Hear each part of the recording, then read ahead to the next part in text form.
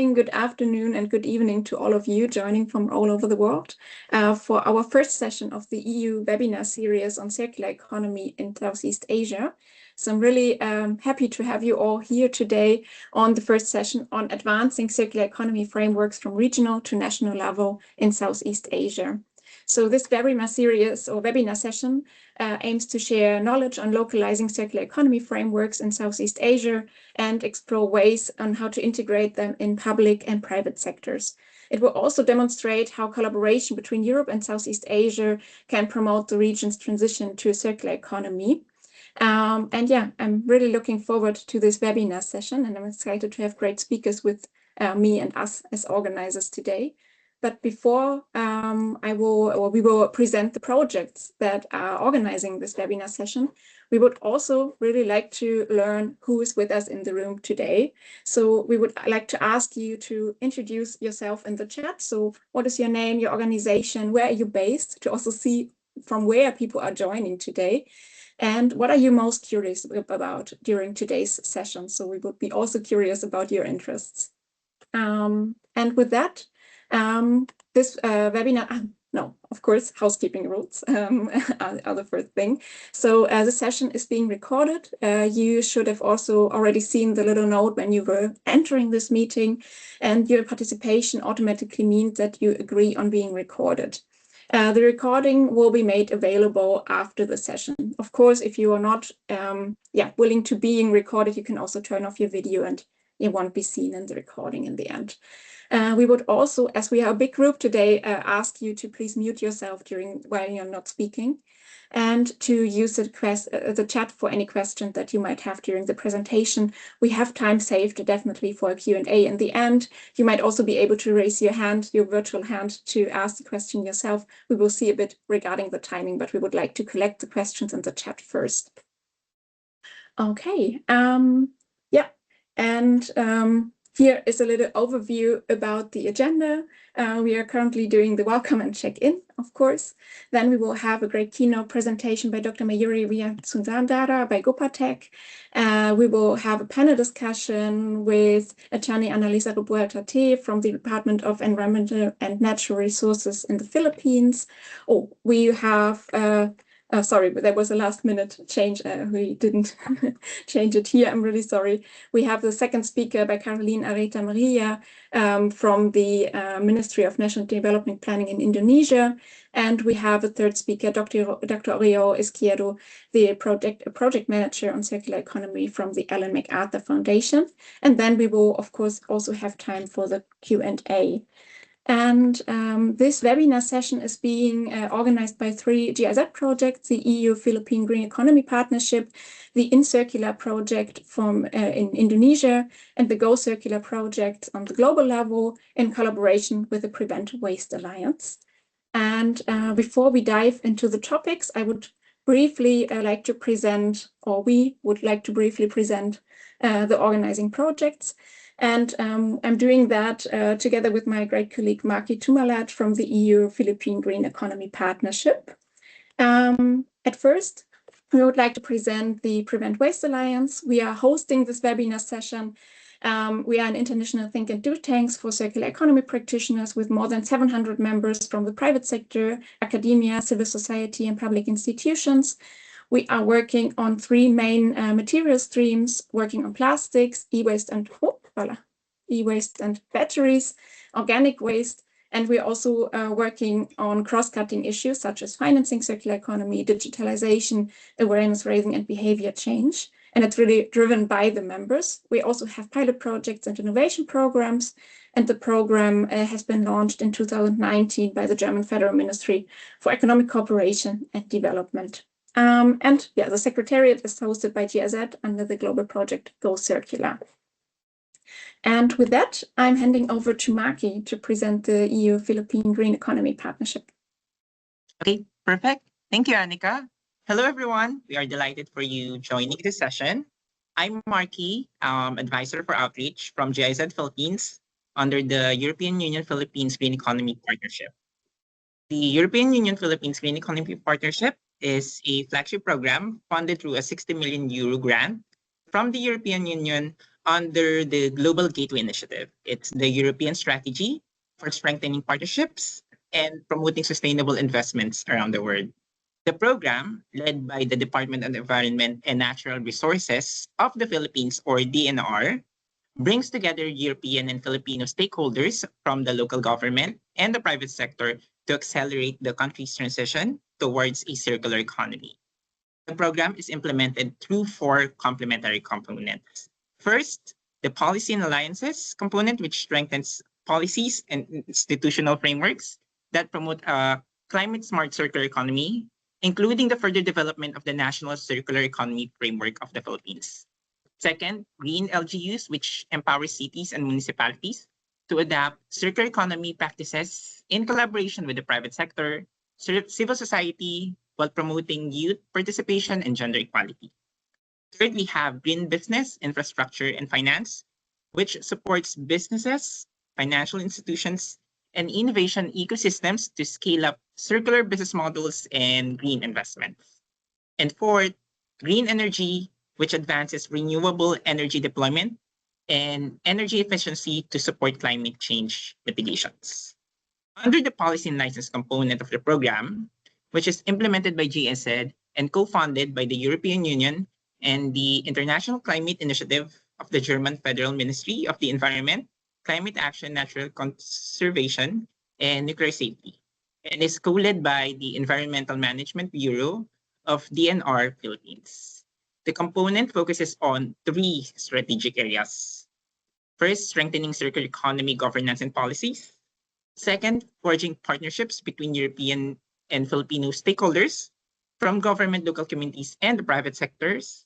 And finally, piloting demonstration projects to showcase innovative circular waste solutions. Next slide, please.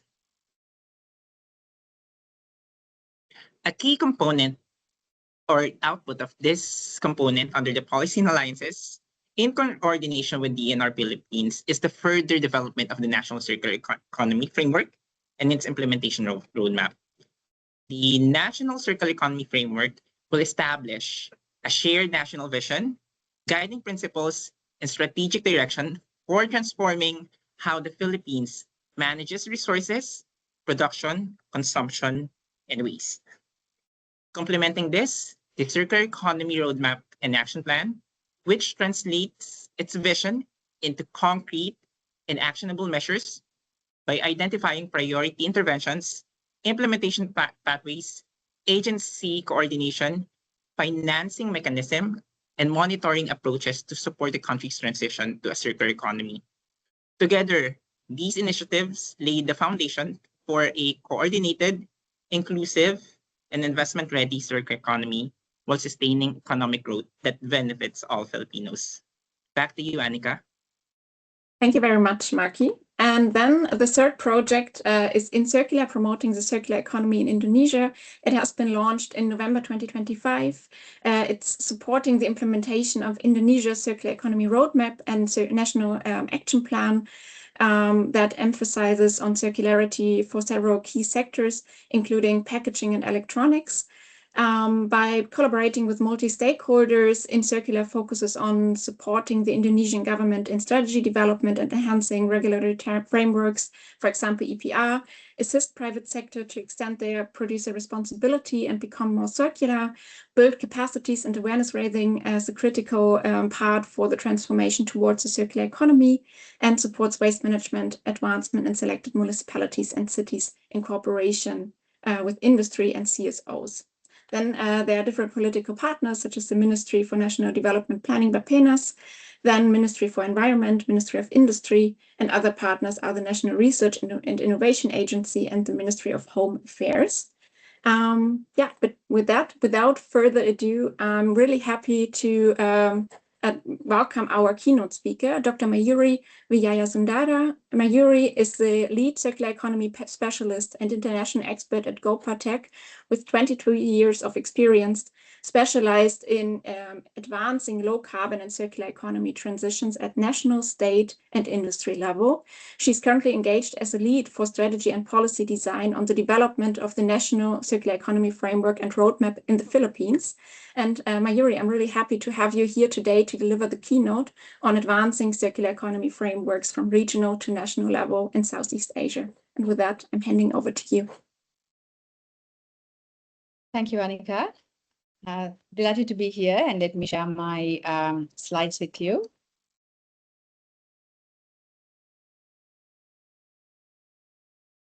I hope you can see my slides. Yes, perfectly. Okay, awesome. I'll get started probably. So once again, excited and delighted to be here to delivering this talk today. The topic we have got in front of us is advancing circular economy frameworks from regional to national levels in Southeast Asia. So I thought of talking about what it is a transition journey entails. So all of us, our sort of challenge is basically moving from a linear to a circular model. And if we take this as a journey, it's a very rewarding journey, which has many benefits, but it's also a long journey, which where we need to sort of balance a few components. So one aspect when we talk about a journey is where we want to get to. That's our destination. We also have to talk about our road, which is our pathway. And one of the other aspects is basically who do we want us to accompany or rather our companions in the journey. So in designing a roadmap in designing a roadmap and at a level above designing a framework, what we try to do is to have these elements balanced in a way that we are very objective, we are very conscious on the fact that we would plan that journey to get there. So as you can see, there are lots of paths we could take unless we define our destination. There are roads that we should take going by the principles of circular economy. And if we don't have consensus on the destination, the road, or our companions, we might be too busy arguing and ending up somewhere not that desirable. So that's what we want to avoid with having a framework, a coherent framework to guide our journey. To give a bit of context as to why we need a roadmap, it is to provide us the whole and complete picture of transition to drive what is right. What I meant by what is right here is we shouldn't be distracted of, while we acknowledge what we have been doing, it's also our sort of task to define that destination in a very clear way. So circular economy, as you know, I think a lot of the people who are attending here are practitioners or experts who have been in the field for a long time. So historically and traditionally, we associate circular economy with waste and resource recovery and a lot of the aspect what we consider to be in the downstream. So to give a bit of context of the downstream, for those who are new to the area, if we define from the point of consumption, what happens after is what is in the downstream. What happens before that is what is in the upstream. So extracting resources, producing things out of them, and distribution. So extraction, production, distribution up to consumption is upstream. So if we have that historical focus and think that driving downstream improvement is enough, that is not what is right.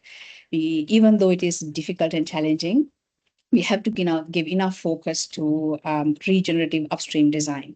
So with a framework, we also look at things that are not easy or in front of us. We look at things that are challenging, but we got to do. Then on the second point, to why we need a framework is to drive consistent and progressive action. So it's not should not be a project that ends and there's the initiatives fade away. There should be, even though slow, there should be consistent progress over a period of time, driving improvement. And then thirdly, a framework can be a tool of communication. It's a communication tool for among agencies, among national governments, as well as to align stakeholders at different levels, to talk with the private sector. So it's a communication tool to communicate interest, to reach consensus, to get buy-in, it plays a lot of roles in that context. Alrighty, I'll probably move on to a few things that happens in the ASEAN in this area. So ASEAN community has been very active in the circular economy transition journey. So there's a circular economy ASEAN community, which was established as early as 2021. And we have the ASEAN Circular Economy Stakeholder Platform, the Circular Economy Forum, Circular Economy Business Alliance. So there's a lot of activity happening at the moment in multiple countries in this area. If you look at where each of the countries are in their transition journey, once again, there's no right or wrong place to start. Everyone is in the journey and are at a place that is unique for them in this whole transition pathway. So there are some countries who have basically worked on bringing a coherent national framework in the early stages of transition, whereas there are some other countries who have gone for somewhat decentralized implementation early on, have implementation happening with strong policy and regulatory backing, such as Singapore, Vietnam, and Thailand. Whereas some countries like Indonesia have the framework launched. Philippines, it's under development, and Cambodia, you have a strategy and action plan in place. So in terms of policy and regulatory landscape, the actions that should come under a national framework are represented in different ministries and departments. In some of them, they are in EPR, Extended Producer Responsibility Related Laws. In some, it's in economic development. In some, it's in waste prevention, zero waste, or waste recovery area. And in some, it's in sustainable production and consumption sort of strategies or agencies. So we kind of see different names representing circular economy, and it's emerging in different ways, which is very unique for each country in their transition journey. I thought of sharing with you what a typical framework has and what's the purpose of some of the elements in a framework. So this is the framework for circular economy for the ASEAN community. And some of the elements in this framework are present in some of the other frameworks, which are national frameworks established in respective countries as well. So here we have, at the top, we are defining what the destination looks like. So remember, I was talking about destination, the road, and the companions or partners. So at the top, you define your destination, which is what do we want to achieve? And then guiding principles talk about the rules we play by in achieving the transition. We have priorities to focus on to get there, again, among strategic priorities, and some of the foundational and fundamental things to establish to start that journey are sometimes in enablers. Sometimes they are in the strategies aspect. So the few things that are always present in these frameworks, crucial elements such as capability building, research and innovation, green jobs, market instruments such as public procurement. Quite a few of them are very common in all of the framework because they are very common tools that are used to drive a circular economy. So as you see at the top is where do we want to get? How do we define that? And then towards the rest of it is about how to maneuver or how to sort of design that transition journey using different activation tools. I thought of sharing with you also, when we think of a national framework which drives national action, probably in the first slide I shared about we have to do what's right. So with this challenge that circular economy is typically associated with waste and resource recovery, and it is seen as a imperative with an environmental message. So it definitely drives environmental improvement. We want our resources, global resources, to be protected and secured, and that's why we drive a circular economy fundamentally. But when we think of a national framework, we need to also be very upfront and communicative about how it drives national interest. So what I've shared with you are 4 ways that it actually relates to the economic development paradigm of a country. So circular economies, it creates value. How? It helps us retain value of products, components, and materials. It helps grow sectors such as service sectors. It re-engineers the economy because we are checking where the value is lost and trying to redesign processes and pathways to stop that happening. Secondly, it reduces costs. It unburdens the governments of waste management costs.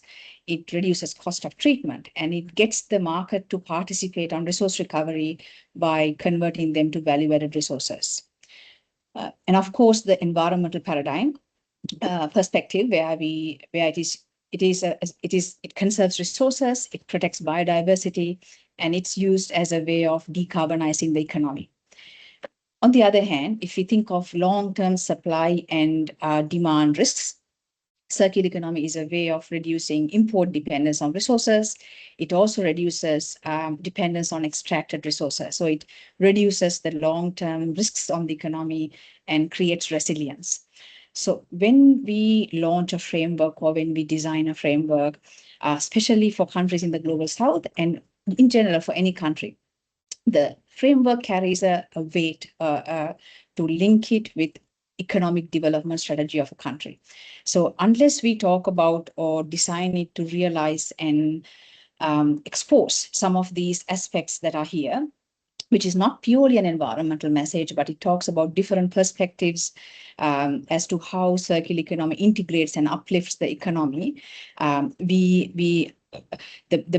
message on driving economic interest sometimes can be lost. So it's very important to sort of coherently and at the same time identify the full role of circular economy in countries' transition in a framework. I'll move to the next slide. I want to share a few things that I thought would act as a checklist, things that we should not miss when we do a framework. So one of the questions to ask is, does it encourage upstream regenerative design? So as I was talking about before, if we have a focus on waste, which has a bit of a reactive approach to look at it, we let the economy generate waste and we take care of it kind of perspective. From that, we got to shift to circular economies about upstream design. We want to design how resources are extracted, things are produced and distributed in the economy, and how they create value. So does the framework encourage sufficient level of upstream or regenerative design is a critical question to ask. Then secondly, is it structurally transformational as much as it drives practical action? So what I meant by structural transformational aspect is when we think of a general economic model, we have a composition to the economy. So we have linear economies. Typically, it has originally been sort of designed or is there existing, thinking that resources are abundant. We can extract them enough, they are infinite, and we have a lot of materials flowing through the economy and then becoming waste or reaching landfills. But actually, materials are scarce, resources are scarce, they are finite. So when we design a circular economy, we got to dematerialize the economy. We got to have less materials going through the economy, but have a lot of services added in terms of repair, design, repair, refurbishment, cleaning, remanufacturing, and all of those aspects.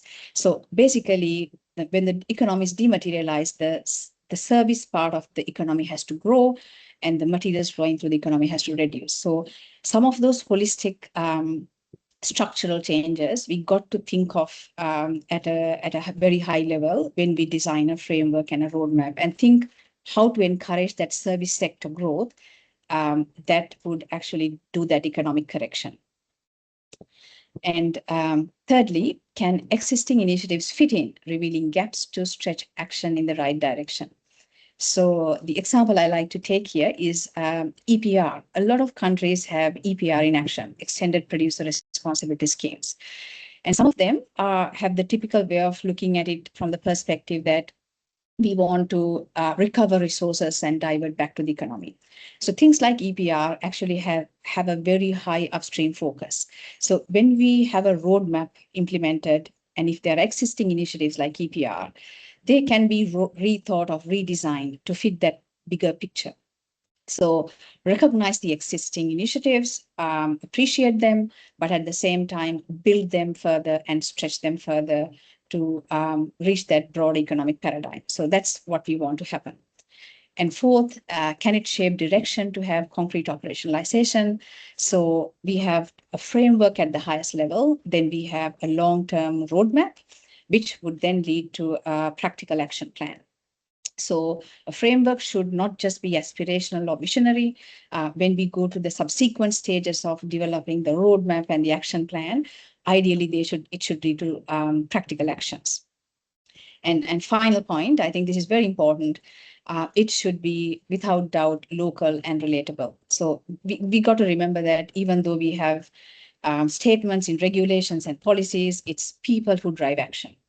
And with a framework, you're trying to inspire a nation with a national framework. And that framework should be relatable to grassroots level as well as, it should have, it should create inspiration and at the same time relatable using words, terminology, and if possible, incorporate behavioral and cultural aspects as much as possible. So the more relatable it is, the more it will be referred to and the more it will inspire action. So that's the final and the last point. So I'm concluding my presentation with this last slide.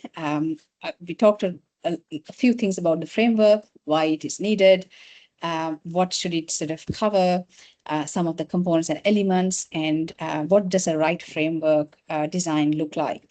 And the final idea is summarizing once again, it should ideally encourage coherent action in the right direction to have a systematic and whole improvement to achieve circular economy transition goals. And with that, I would like to conclude and hand over to Annika. Thank you very much, Dr. Mayuri, for the great keynote on the regional circular economy framework and things we must consider when localizing it to the national level. And with that, we would like to continue with our panel discussion on the national level and bringing in international experience. And with that, I'm really happy to introduce our panelists. Our first speaker is Attorney Analiza Rebuelta-Teh, Undersecretary for Finance, Information Systems and Climate Change of the Department of Environmental and Natural Resources in the Philippines. Her government services includes serving as an Executive Director for the Adjudication Board of the Department of Agrarian Reform and Director of Legal Services for the Housing and Urban Development Coordinating Council. Our second speaker is Caroline Aretha Merylla. She is an associate planner at the Indonesia's Ministry of National Development Planning, Bappenas, where she works on national policies and planning for circular economy, waste management, and low carbon development and environmental quality. And then our third speaker is Dr. Oriol Izquierdo Montfort. He is a project manager on the policy and institutions team at the MacArthur Foundation, where he works on policies to accelerate the transition to a circular economy, external partnerships, and publications. And yeah, I'm putting our panel into the spotlight real quick, and then I'm happy to start with the first round of questions, and then we will, after the panel, have time for your questions from the audience as well. Thanks a lot again, Dr. Mayuri. Okay, thanks. Thanks a lot. And it's great to start the panel now. So my first question would actually go to Ms. Aretha from Bappenas.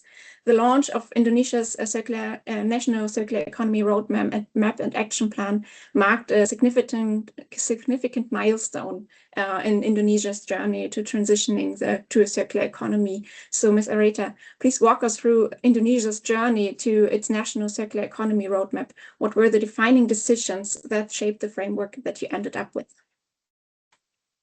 Okay, thank you so much for your question, Annika.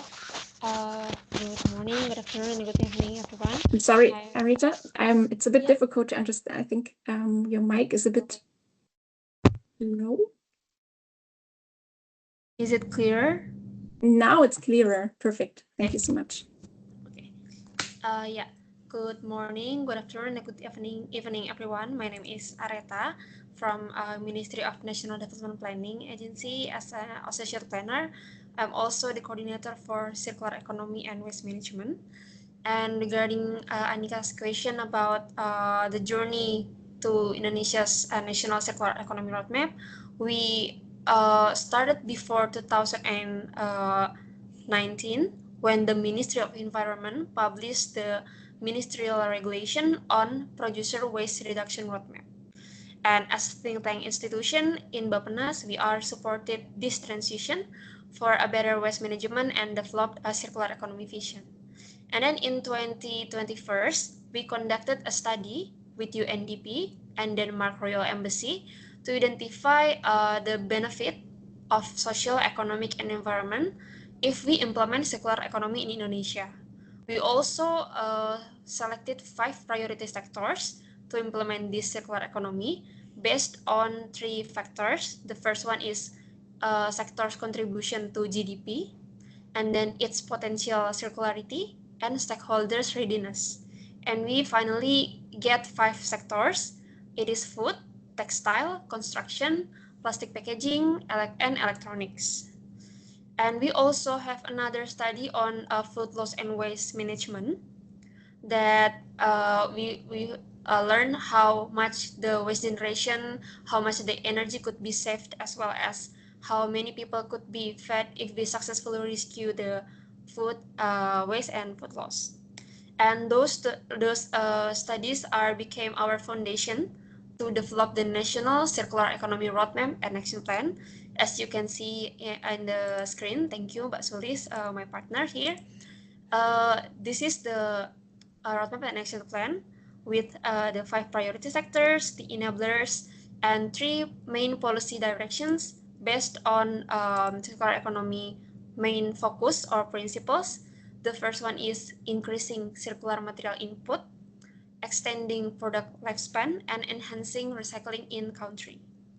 We also determine 3 main indicators based on international best practices, and these are our baseline that became our main baseline for circular economy in the 5 sectors.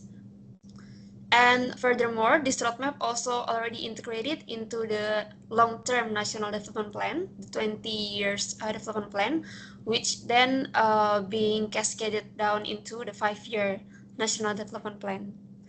And we realized that the implementation of circular economy need cross-sectoral and requires interministerial collaboration. For example, in the upstream, the Ministry of Industry is the key player to improve production efficiency, developing eco-design products, and incorporate sustainable materials. While in downstream side, the Ministry of Environment holds an important role to ensure that the waste collection, the waste treatment is well and proper. And other than that, we also have Ministry of Public Works, who is responsible to build the intermediate waste infrastructure. So that's the first thing. And then we also believe that this circular economy is quite a new concept, both in national and global. And that's why we need to gather the data and reliable progress. That is quite difficult. But we believe that taking action is just as important as measuring result. And that's why we are moving forward on both fronts simultaneously, which is pushing ahead with action plans and continuously improving how we collect the data. Maybe that's back to you, Anika. Thank you so much, Aretha. Thanks a lot for giving us an overview about Indonesia's journey to getting to a circular economy framework. My second question goes to Wijayasundara. So the Philippines is currently developing its own national circular economy frameworks. What do you urgently want to implement in the Philippines in the area of circular economy? And where do you see a unique path for the Philippines? And yeah, from your perspective, what are the most important considerations in ensuring that the framework is both ambitious and implementable? Thank you very much, Anika. As you know, we're still refining. We already had our draft circular economy framework, but we are at the current stage where we are refining this framework. So initially, what we would like in the meantime, now pending the refinement, we would really like to strengthen the implementation of our EPR. In particular, we would like to establish a robust procedures and monitoring systems that can actually account for the waste diversion, recycled content, and the corresponding reductions in the greenhouse gas emissions. Right now, we have not yet issued a report that, based on the submission of the obliged enterprises covered by the EPR, how much actually have been reduced, and we are still conducting a study for the basis of the calculation on the impact on the greenhouse gas reduction. Second, we would like also to uh, look at how we can link circular economy measures to our nationally determined contributions. We will be submitting very soon our updated NDC, but we would like to position circularity as a major climate mitigation measure. Third would be scaling local innovations. We would like to harness the momentum of the circular economy framework formulation, where we can demonstrate local innovations. In the Philippines, we have a huge sector of informal waste collectors, waste diverters, and we would like to see how expanding the zero waste city model.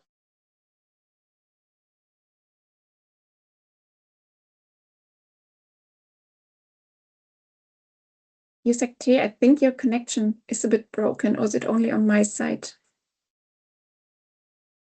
No, it's not only on your Okay, side. okay. Then I would propose we wait a few. No, Okay. she's back. Yeah, sorry. So we would like, this circular economy framework will serve as the integrating platform to translate those ground level solutions into common national outcomes. And finally, what we would like to see in the circular economy framework preliminary implementation would be um, the pathway for just transition. We know that as we move towards circular economy framework, there will be that we should be able to create opportunities for the micro, small, and medium enterprises. They are not covered by the EPR law, but we would like to encourage them and make sure that there is inclusive development by covering the informal waste sectors in the circular economy. Um, to be able to make sure that what we have is both ambitious and implementable, we would like to strengthen our interventions upstream. We don't want to manage our waste um, just for the just in terms of diversion, but we really would like to address how products packaging, how what circular business model should be put in place to really address circularity. And we would like to also focus on evidence-based implementation. We would like to improve our data and metrics so we can track progress and identify priority sectors. We will conduct comprehensive life cycle analysis and uh, mapping what are the emerging technologies so that we can translate our goals into viable data-driven actions. And most importantly, because circular economy cuts across different sectors, different departments, different agencies, we would like to build a strong partnership. We are hoping to establish an alliance for circular economy in the country, but we would like to begin with different agencies who intend to create a steering committee or a program committee, a coordinating committee that would make sure that the different aspects of circular economy will be addressed through policy coherence. So we hope that this partnership among the agencies and then eventually reaching out to the private sectors, the academics and other stakeholders will be built so that everyone has a buy-in and will have a stake in the implementation of the circular economy. Thank you. Thank you so much for addressing these key considerations for the Philippines, not only keeping the regional framework in mind, but also especially the local context and local innovation, how these could be supported, and also how important partnerships are. And with that, I would like to give the word to Oriol. So we know that enforcement of circular economy frameworks and policies can often be a challenge. So which building blocks of a national circular economy framework do you see as most decisive to move from strategy to implementation? And what are typical pitfalls and what can also be low-hanging fruits? Thank you, Anika, and thank you very much for this question and inviting me in this panel on behalf of the MacArthur Foundation. Some of my answers will resonate with what the other panelists and Dr. Mayuri has already said, but that's great because it means we're very well aligned. So in terms of starting with your first question, in terms of building blocks, the first thing I would have to say is that we need to work upstream. We need to design for the circular economy. In the case of products, for example, the materials that we're using, if they are going to be easy to disassemble, if they can be repaired, all these are design decisions made upstream. Once these decisions are done, working against them is very difficult and very costly. So we need to make sure that when companies make these decisions, we're locking in the circular principles. The second one would be to use all fiscal and economic incentives that we have in our toolkit to disincentivize the linear model and incentivize the circular one. That could be done with subsidies, tax reform, for example. And the third building block would be coordination. We have already talked about coordination here. We talk about coordination for systemic change. That means that, for example, within governments, we need to work with different ministries. We need to work at different levels of governance, international, national, regional, local level, but also with all the relevant stakeholders, private sector, citizens, NGOs, academia, informal sector. We need to not just consult them, but let them meaningfully contribute, co-design these strategies, these implementation paths, so everyone can be also benefited from this transition. But maybe here is the most important thing, is that none of them will work in isolation. We need to have a coherent, comprehensive, and also mutually reinforcing policy mix if we want to implement the circular economy. Regarding the second part of the question, pitfalls linked to these building blocks also, the first pitfall that we are seeing is silhouette action. We see that the majority of national circular economy frameworks are developed and led by ministries of environment, but we need a whole of government approach. We need to include ministries of finance, ministries of trade, of industry. We want to talk, for example, about economic or fiscal incentives. We need to talk about the Ministry of Finance. So we need this kind of whole of government approach, and not having this is a big pitfall. The second one, and has already been mentioned, is focusing downstream. It's true that there are some contexts where the infrastructure for waste treatment might not be still in place, but that doesn't mean we cannot also work upstream. We need to have this symbiotic relationship between what is designed and how we're going to deal with it afterwards. And the last one is that we see on the frameworks, we see there's quite a lot of commitments or policy actions without owners, timelines of budgets. In fact, in the last update of the Global Stocktake of National Circular Economy Frameworks, done by UNIDO and Chatham House, we saw only 1/3 of the over 4,300 policy actions. Only 1/3 had this kind of a detail that allows to operationalize these actions. Without this information, these are just commitments, and it's very difficult, and the credibility of their implementation is severely damaged. And regarding low-hanging fruits, my first recommendation would be pick wisely. Pick one sector where there's already some companies interested and acting on the circular economy, where there are supporting legislations that help on doing the transition, where maybe the secondary materials markets are already in place and working. If you have all these little ingredients in place, it's going to make much easier to do the transition. And these sectors can traditionally be plastics packaging, construction, food, also depending on the country, textiles or consumer electronics are also these kind of sectors that normally we can see already these ingredients in place. I would also recommend as a long-hanging fruit public procurement. It's often underused, but governments are one of the largest buyers in any economy. So if they can add circular criteria on their public tenders, that can make a big impact because it can create the minimum demand for local companies to gain confidence and invest on their circular solutions. And this is not a very difficult change to do.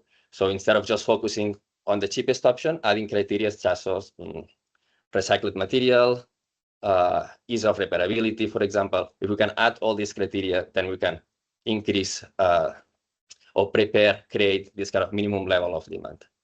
And the last one has also been mentioned, but is EPR schemes, extended producer responsibility.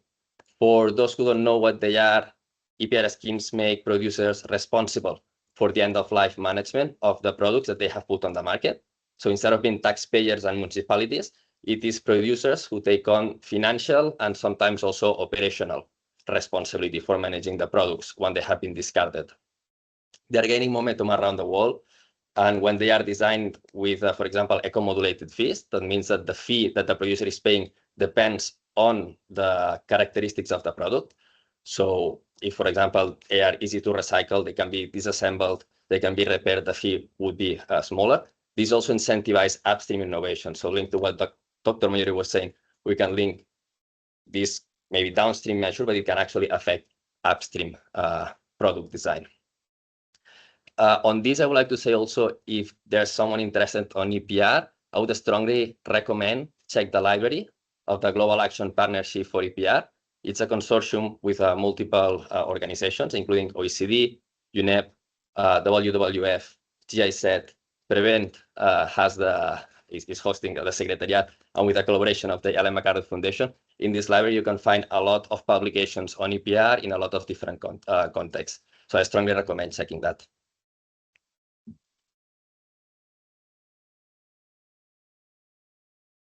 Thank you, Sorry, Anika. Mike. Thank you so much, Oriol, for giving an overview on how, to improve enforcement of circular economy frameworks and policies, and for also, focusing on highlighting the importance of upstream measures as well. I think that also aligns with many of the questions that we see in the chat. And with that, I would like to give the word to my colleague Dorothy to ask some of the questions from the chat. Thank you, Anika. Yes, we have some very interesting questions in the chat, and I would like to start to combine two of them. The first one from Tarun Shesh, who wants to know how a regional framework can take into account competing national interests while staying true to the main objective of advancing circular economy. So national interest versus circular economy. And I would like to combine this also with a question from Piotr, who asks that advancing circular economy with appropriate supportive measures is important. However, without resisting linear approaches, we will not go far. How the national roadmaps can address this? For example, he has an example from fertilizers, chemical fertilizers versus organic fertilizers. And I guess this is a question for the whole panel. So whoever wants to jump in first, please go ahead.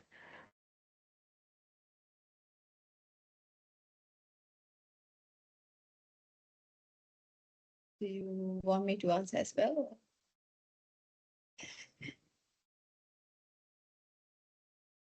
Yes, please go ahead. Definitely, of course. Yeah, okay. Look, for the first one, the competing national interests. I'll probably share my perspective briefly, allowing others to sort of speak as well to add on. So some of the principles are related to circular economy are universal. So on some of them, you shouldn't have a competing interest because it's the broader principles on the fact that the resources need to be protected, conserved. It should have create economic resilience and growth.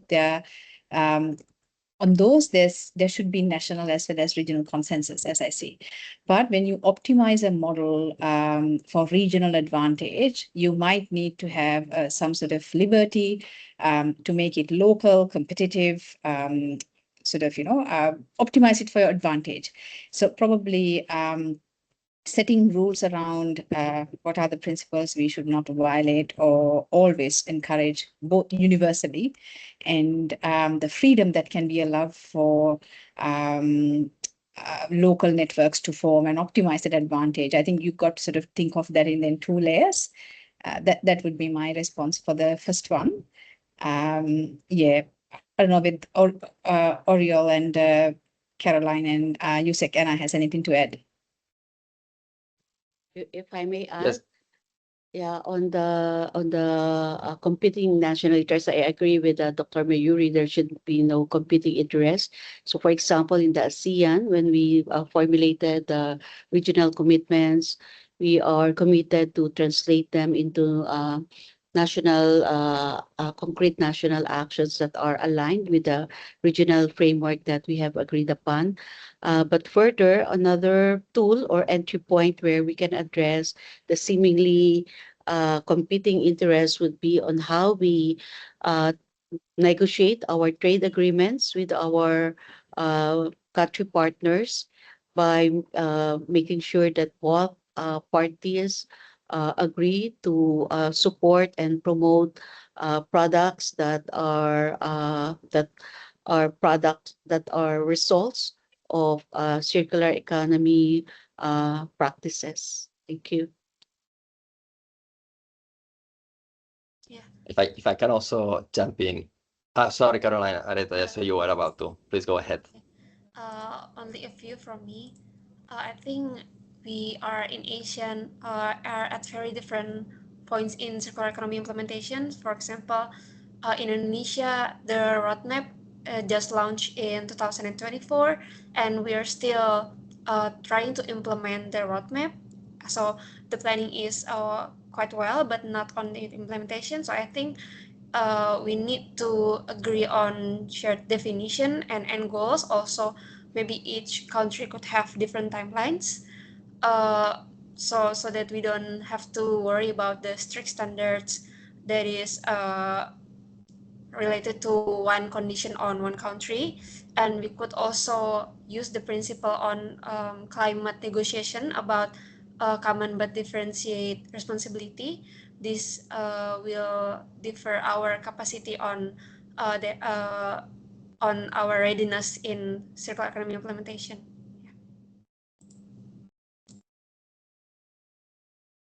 Now, if I can contribute also to these both questions. On the first one, I was thinking of the example of the European Union, where the EU members do not agree on everything, but they try to agree on the definitions to know what they're talking about, the targets, where they want to go, also how they're going to report to make sure that we're counting the same to achieve these targets. But then each country has its own decision power to decide exactly what kind of policies they're going to put in place, how are they going to put them in place. So there's this kind of two different perspectives to see about this coordination or alignment. And on the second one, I think it was a Piotr question about incentivizing circular economy versus disincentivizing the linear one. I think the eco-modulated fees for EPR is a good example of this in practice, where you try to incentivize producers to make products that are designed with circular characteristics. So you disincentivize using products without these kind of characteristics. And this can be applied to subsidies. This could also be applied to tax reform. That's something maybe is not done yet. We at the foundation are starting to study how we can use these economic and fiscal instruments precisely to do this, to disincentivize the linear model and incentivizing the circular ones. If I may add to that, I think it's also in addition to incentivizing, the challenge is really to come up with alternative products to promote upstream, addressing the upstream issues. No? So what should be done in parallel? Thank you.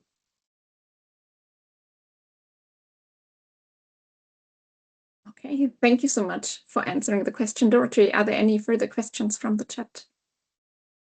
I think there's a question from Christopher Leonard, which is following up quite well to the discussion so far. He asked what specific financing mechanisms or initiative programs have proven to be effective in encouraging medium and small businesses to adapt circular business models in the region.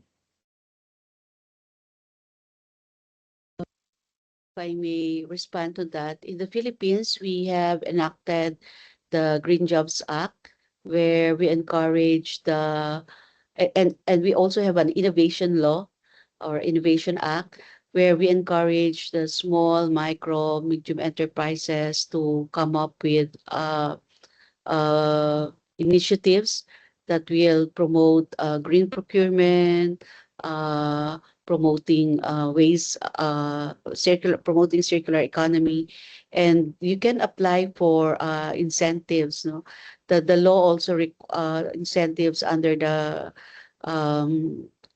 under our usual financing mechanism. We are a part of that would be to also come up to have a fund, and this fund will be used to capacitate these small scale industries to help them comply with more complex, more complicated environmental laws and do not pose burden upon them.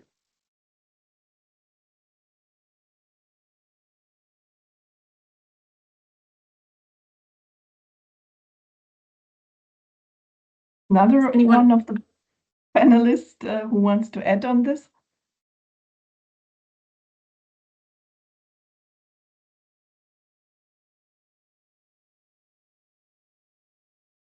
If that's not the case, Annika, maybe one further question, or would you like to wrap up? No, I think we have time for one round of questions. And here, I think I would like to pick a question from Hasim Pondor. He asks, as archipelagos countries like the Philippines and Indonesia, how is development prioritized across multiple islands, and any practical challenge just include movement of materials? So what's the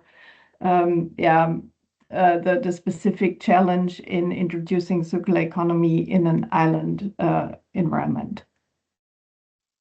Thank you. Well, in the case of the Philippines, we are an archipelagic country. We have more than 7,000 islands, and the challenge really is how to go into these islands and implement, even at the level of the EPR. No? The law gives an incentive for obliged enterprises or industries who will provide services or undertake waste diversion in those islands, no, especially the remote islands. Well, what we're trying to do now to encourage or incentivize the obliged enterprises is to come up with sort of a point system such that if you are not placed in the same situation with those who are just operating in highly urbanized cities, because it's easy to promote circularity EPR when you're in highly urbanized cities. There are infrastructures there are several players and partners that can help you. But in the remote areas, you know, there's little capacity, there's little resources. So if you undertake initiatives in those areas, then you will be given a higher incentive. So that's one area that we're trying to develop. We have a draft policy towards that direction, so that we can also address the situation. No, a very classic example is even Boracay is actually not already a remote area, but even in Boracay, the challenge of addressing waste management in the island is huge. And so we therefore have to be more creative and provide the enabling policies to encourage the local government units and the obliged enterprises covered there to support promotion of circular economy. And if I may add about Indonesia, one of the main issue is that we cannot put one size fits all nationwide, because every region in Indonesia has different culture and waste characteristics. And we actually have 5 main island or biggest island, and I don't think that moving waste across those islands to centralize is efficient. It will be very costly, and that's why for example, the highest waste generation is from Java Island. We started to have the waste to energy plant in that is still being planned and will be constructed in the next few years until 2029. And one of the main criteria for build this installation is that a region need to have at least 1,000 waste per 1,000 ton waste per day. And if a region could not achieve that target, they can like agglomerate with other region, and that's how we try to solve the waste generation issue that's already exists in the environment. Okay, thank you so much for your answers and for joining today's webinar and for your insightful inputs during the keynote and the panel discussion. So yeah, it's great that you stress that it's really people who drive action, keeping the local context in mind. And you all highlighted the importance of extended producer responsibility and upstream measures and good monitoring and reliable data. And of course, also cross-sector collaboration and partnership for a successful circular economy. And this knowledge exchange and cooperation and building of partnerships is also one aim of this webinar series. And with that, I would like to quickly wrap up and give you a little heads up as well about the following sessions that we are planning. So for the second webinar, we will be discussing green financing and investment for circular growth in Southeast Asia. We target to have it by end of August, on the 26th of August at the same time. And the third webinar will be on enabling circular business model through extended producer responsibility in Southeast Asia. So we can use these webinars to continue the discussion. And yeah, I would like to thank you all as speakers. It was great to have you here and really insightful. And I would also like to thank my colleagues who joined here from the EU-Philippine Green Economy Partnership and in Circular, and of course also my colleagues from the Prevent and all Prevent members and partners